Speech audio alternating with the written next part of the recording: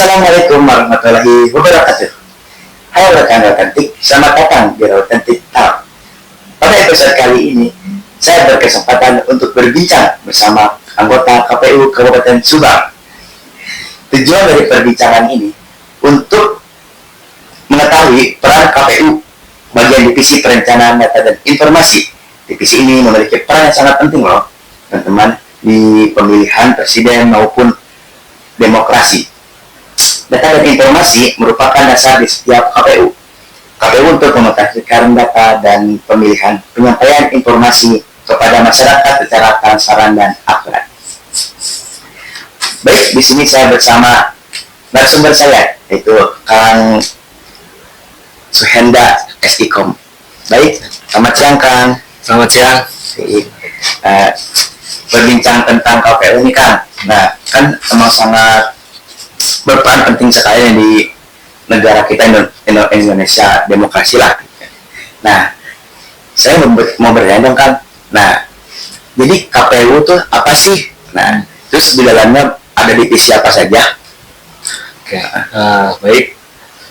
Pertama, KPU itu kan merupakan Komisi Pemilihan Umum, ya, lembaga negara yang bersifat tetap, ya kan, nasional tetap. Kemudian adapun yang menjadi tugas dari KPU itu kan penyelenggaraan pemilihan umum yaitu pemilihan presiden dan wakil presiden, pemilihan Dewan Perwakilan Rakyat dari mulai DPR RI, DPRD provinsi sampai DPRD kabupaten kota, juga menyelenggarakan pemilihan kepala daerah. Kepala daerah ini kan ada gubernur, wakil gubernur, bupati, wakil bupati, atau wali kota dan wakil wali kota. Jadi lembaga yang membidangi seputar penyelenggaraan pemilihan umum. Kalau KPU Kabupaten Subang sendiri berarti kan ini ada di tingkatan kabupaten, karena ada hierarkinya lembaga KPU itu. Jadi ada lembaga Komisi Pemilihan Umum pusat, yaitu KPU RI. Kemudian di tingkat provinsinya ada KPU provinsi, gitu. Dan di kabupaten kotanya ada KPU kabupaten kota. Gitu. Berarti banyak tingkatan-tingkatannya Kak. Gitu. Kan kayak berarti nggak di Kabupaten Subang ini diurus sama Kabupaten Subang. Berarti ada provinsinya gitu. Jadi mencakup ke pemilihan-pemilihan yang kayak anggota DPR, terus MPR masuk sih kan? Enggak. Oh enggak, oh beda. Beda. Oh, betul, sangat banyak sekali Kang. Baik, ini deh Kang, lanjut. Di dalam divisi Kang nih, boleh jelaskan nih sedikit, nah secara singkat saja deh Kang, peran tanggung jawab di perencanaan data dan informasi di KPU Kabupaten Subang. Oke, baik. Sebelumnya nanti saya sampaikan dulu ya bahwa di KPU ini kan terdiri dari 5 orang pimpinan KPU, yaitu ada ketua yang merangkap anggota dan 4 orangnya anggota yang masing-masing memiliki tanggung jawab sebagai ketua divisi di masing-masing bidangnya. Nah, kalau saya sendiri kan membidangi divisi perencanaan data dan informasi. Ya. Kaitan dengan perencanaan berarti kan mencakup dengan perencanaan program apa aja yang mau dikerjakan oleh KPU. Gitu. Nah, di Subang ya. Kemudian kalau berbicara soal datanya, nah ini seputar data pemilih. Jadi kalau misalkan kita dikatakan di Subang bahwa ini Subang bagian perencanaan data pemilih ini ngapain sih setelah pemilu atau tahapan pemilu atau pilkada beres? Nah, ini yang menjadi salah satu program daripada program strategis nasional ya di KPU. Jadi ada program strategis nasional di KPU. Jadi minimal dengan kata lain program wajibnya KPU nih. Jadi selama non tahapan ini yaitu melakukan pemutakhiran data pemilih berkelanjutan. Jadi melakukan pemutakhiran data pemilih ini tidak hanya mau menjelang pelaksanaan pemilu atau pilkada, tapi jauh hari sebelum itu. Nah, kita hari ini juga melaksanakan pemutakhiran data pemilih berkelanjutan, yang mana data itu terus kita perbaharui agar menjaga akurasi data, ya, menjaga keakuratan, kevalidan data kan gitu. Nah, kemudian data tersebut kita rekap, ya kan, data yang kita kerjakan itu direkap per 3 bulan. Kita plenokan per 3 bulan di tingkat kabupaten kota seluruh Indonesia. Kemudian per 6 bulan itu diplenokan di tingkat provinsi. Nah, dan per 6 bulan juga diplenokan di tingkat RI. Jadi data kita ini berjenjang. Terus dari kabupaten kota kita sudah dilakukan pemutakhiran data nih, pemilih, kemudian per 3 bulan kita plenokan di tingkat kabupaten kota. Per semester kita plenokan di provinsi, juga di RI. Jadi terus data ini bakal mengalami pembaharuan atau pengupdatean. Gitu. Jadi itu kalau di divisi yang saya ampu gitu ya, salah satunya ya jadi programnya itu. Berarti sama kayak yang pertama kan, di kayak divisi itu kan bukan divisi, yang kayak KPU ada tingkat-tingkatannya. Ini juga berarti di KPU Subang dulu, terus naik lagi ke provinsi. Betul. Oh, berarti kurang lebih seperti itu ya? Iya, karena tadi itu bahwa kita sebagai lembaga yang ada hierarkinya ya. Jadi kita punya pimpinan di tingkat provinsi, ada juga pimpinan di tingkat KPRI. Kemudian dalam penetapannya kita harus penetapan dalam satu garis gitu. Misalkan kalau mereka hanya skala kabupaten kota aja kan. Misalkan skala kabupaten Subang nih. Sementara kan Indonesia ini ada berapa kabupaten kota, ada berapa provinsi kan gitu. Jadi kalau berbicara nanti per 2025 data pemilih secara nasional itu ada berapa ya? Ada di KPRI. Ada. Dan setiap 6 bulan itu ditetapkan dalam rapat pleno. Baik. Gitu. Agak mengerti lah. Terus apa saja sih tugas utama yang menjadi fokus divisi perencanaan data dan informasi dalam setiap tahun penyelenggaraan pemilu? Nah, ya tadi kan sebetulnya tadi udah saya dibahas ya, bahwa yang menjadi fokus di bidang Rendatin ya, perencanaan data dan informasi ini di awal tahun nih, kayak ini sekarang kita kan merencanakan program nih, memetakan anggarannya ini untuk menunjang kegiatan dalam 1 tahun ini mau ngapain aja sih gitu. Nah, otomatis kan harus direncanakan dulu nih programnya dari tiap divisi ini masing-masing. Kayak misalkan di divisi keuangan umum logistik, misalkan divisi KUL itu mau apa programnya. Kemudian ada divisi Parmas SDM ya kan, pendidikan pemilih. Kemudian di sumber daya manusia ini mau apa. Nah, kemudian dari divisi teknis penyelenggaraan mau apa programnya, dari divisi hukum mau programnya mau apa. Nah, kita rencanakan dalam suatu rangkaian rencana kegiatan KPU Subang dalam 1 tahun. Nah, kemudian kalau di divisi saya di Rendatin ini ya, tugas utamanya itu bahwa kita pasca melaksanakan perencanaan terkait apa kegiatan dalam 1 ini mau dikerjakan. Nah, kita di Datin ini mengerjakan tentang pemutahiran data pemilih berkelanjutan. Yang tadi itu sudah disampaikan bahwa kita memperbaharui data pemilih. Misalkan warga Subang nih ada yang masuk di per bulan Januari 2026 ini dia masuk 17 tahun usianya. Berarti kan yang demikian itu harus kita masukkan ke dalam daftar pemilih. Gitu. Atau ada juga yang dikatakan bahwa misalkan orang Subang ada yang meninggal dunia, dan itu kita harus coret. Harus kita coret dari data pemilih gitu. Jadi yang sudah tidak memenuhi syarat sebagai pemilih ya kita harus coret, yang masuk kriteria atau syarat menjadi pemilih ya kita masukkan. Jadi pada prinsipnya bahwa pemutahiran data pemilih ini kan ada 3 fokus kita. Pertama itu adalah menambah, mengubah dan mencoret. Nah, menambah seperti apa? Yaitu menambah pemilih yang belum masuk ke dalam daftar pemilih. Misal Alek ini kan misalkan dari Kuningan tadinya, ya kan pindah ke Subang, membuat data kependudukan di Subang dan sudah berusia lebih dari 17 tahun. Otomatis kan Alek harus kita masukkan ke dalam daftar pemilih di KPU Subang. Nah, itu yang salah satunya yang kita urus. Gitu, karena Alek udah pindah secara domisili ke Subang. Nah, kita berkewajiban untuk memasukkan Alek ke dalam daftar pemilih gitu di Kabupaten Subang. Nah kemudian itu untuk menambah pemilih ya salah satunya, selain daripada yang udah memenuhi atau udah masuk ke dalam 17 tahun. Nah kemudian yang mencoret itu yang seperti apa? Orang atau kategori pemilih yang kita coret dalam daftar pemilih itu adalah pemilih yang TMS. TMS itu yang tidak memenuhi syarat. Orang yang meninggal, gitu kan, orang yang pindah domisili. Misalkan Alek dari Kuningan pindah ke Subang, otomatis di Kuningan itu bakal dicoret, gitu. Atau sebaliknya, Alek pindah lagi ke Kuningan, yang di Subangnya dicoret, gitu. Nah kemudian berubah alih status. Tadinya udah Alek misalkan udah SMA, langsung mendaftar jadi anggota TNI Polri, keterima jadi TNI Polri gitu kan. Nah, itu juga harus kita coret. Karena TNI dan Polri itu tidak masuk ke dalam tidak memenuhi syarat untuk menjadi pemilih. Nah, kayak gitu. Ya banyak lagi lah. Nanti kita kita bahas terkait dengan apa yang menjadi fokus divisi perencanaan data dan informasi KPU Kabupaten Subang. Gitu.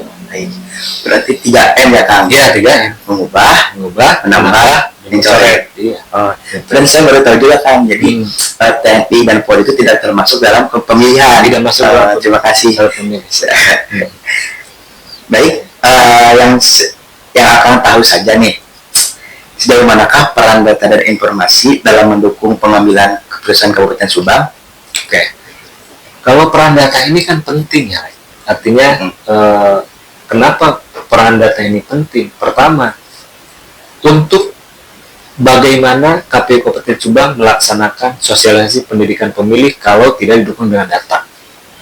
Contoh misal begini, bahwa KPU Kabupaten Subang akan melaksanakan sosialisasi pendidikan pemilih. Mana yang akan lebih tepat? Maka kita harus buka dulu datanya kan.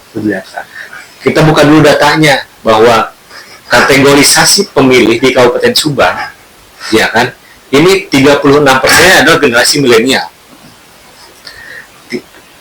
Berdasarkan DPT tahun pilkada terakhir ya di 2024 kemarin, bahwa 36% kategori pemilih di Kabupaten Subang itu adalah gen milenial.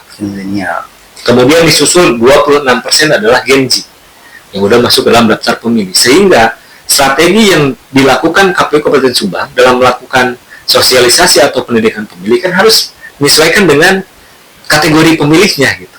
Nah, data ini kita sudah punya data bahwa mayoritas pemilih di Kabupaten Subang adalah pemilih milenial dan pemilih Gen Z yang mendominasi. Nah, sehingga ini yang akan menentukan strategi dalam melakukan sosialisasi dan pendidikan pemilih. Mengajak agar masyarakat atau anak-anak milenial, anak-anak Gen Z supaya mau mengetahui aspek demokrasi di Kabupaten Subang, khususnya dalam penyelenggaraan pemilihan umum ataupun pemilihan kepala daerah, agar meningkatnya partisipasi masyarakat. Gitu. Karena kan yang namanya demokrasi ini syaratnya adalah harus kuatnya partisipasi masyarakat. Karena demokrasi ini kan kembali lagi hajatnya masyarakat, hajatnya warga negara kan gitu.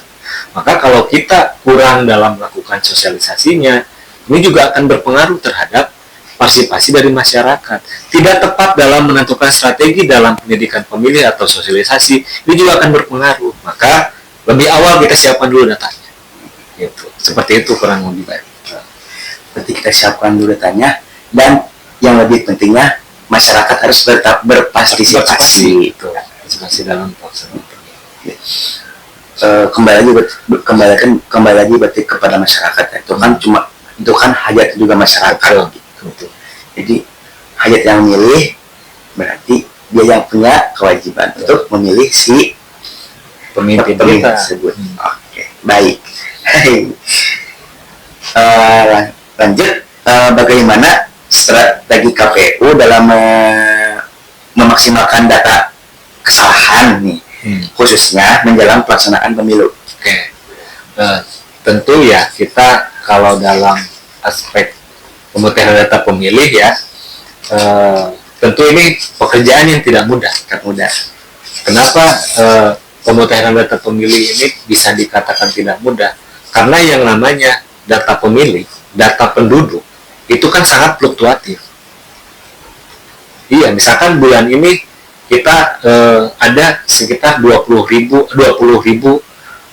pemilih baru, ya kan? Misalkan bulan ini per Januari ini ada pemilih yang kita masukkan atau yang memenuhi syarat karena usia sudah mencapai 17 tahun, ada 2.000 orang. Bulan depan kan masih ada orang yang usianya masuk ke 17 tahun kan gitu. Atau belum lagi dengan fluktuasinya warga atau masyarakat yang pindah masuk, kayak Alek tadi yang dari Kuningan masuk ke Subang, atau yang Subang pindah kemana, itu kan sangat fluktuatif, sehingga kenapa harus dilakukan kemudian pemutahiran data pemilihnya harus berkelanjutan ya seperti itu. Nah kemudian strateginya seperti apa kalau misalkan dalam pelaksanaan pemutahiran data pemilih ini. Nah dalam pemutahiran data pemilih kita salah satu strateginya adalah membuat posko-posko layanan. Kayak misalkan kita koordinasi dengan desa. Di desa tersebut kita buatkan posko layanan PDPB. Gitu. Atau posko layanan pemutahiran data pemilih berkelanjutan. Sehingga kita bisa memantau. Karena bisa berkoordinasi dengan pemerintah desa, berapa nih desa tersebut yang masuk atau yang keluar.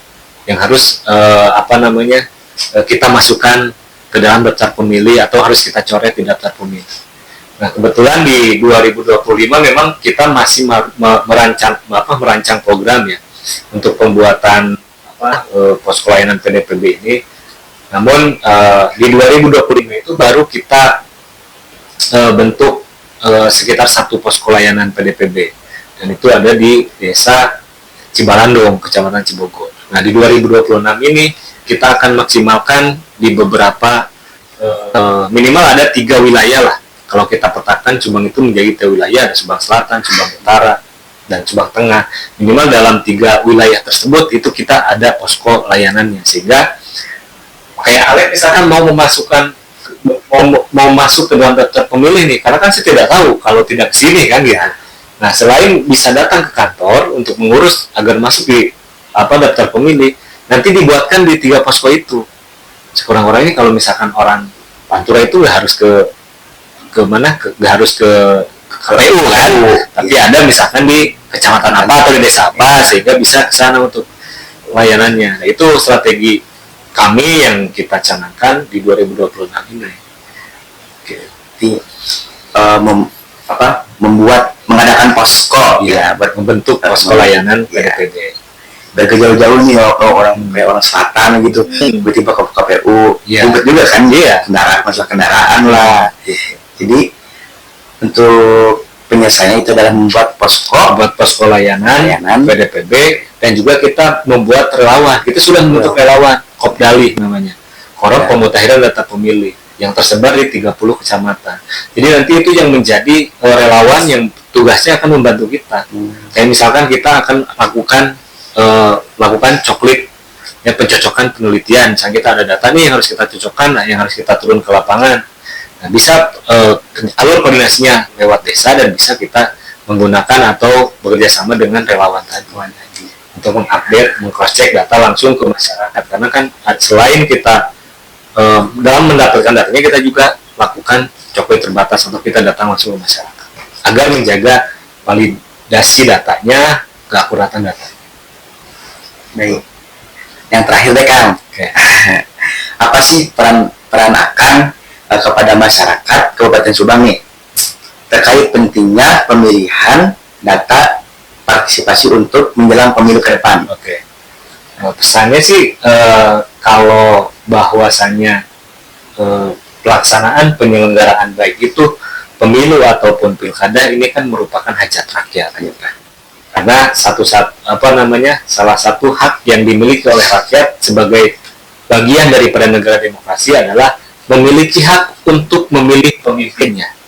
Baik itu pemimpin di tingkat pusat atau presiden dan wakil presiden, pemimpin di DPR, ya kan, sebagai legislatifnya, ataupun sebagai eksekutif di tingkat daerahnya, yaitu gubernur, wakil gubernur, dan bupati, wakil bupati. Maka mari kita sama-sama bahwa masyarakat Kabupaten Subang hari ini sudah bisa menjadi pemilih yang cerdas dalam menentukan pemimpinnya.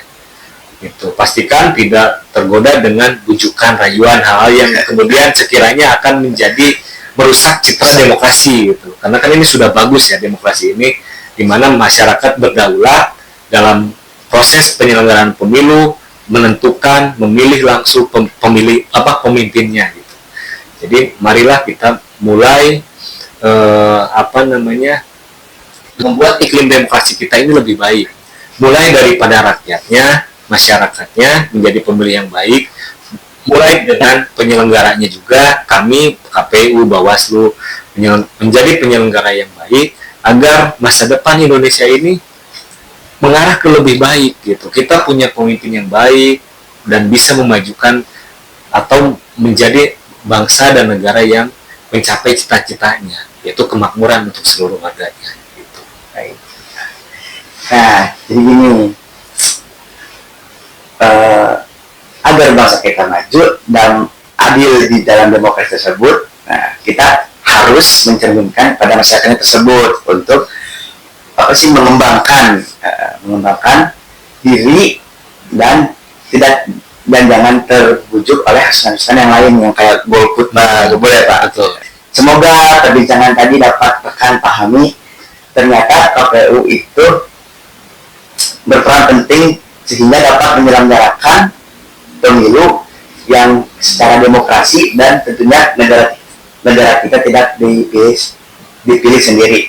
Terima kasih pada Kang Suhenda Sama-sama yang telah berbincang dari awal sampai akhir, dan tak lupa juga pada rekan Otentik yang setia menonton pada acara Otentik kali ini. Saya Emale Karido izin undur diri. Wassalamualaikum warahmatullahi wabarakatuh.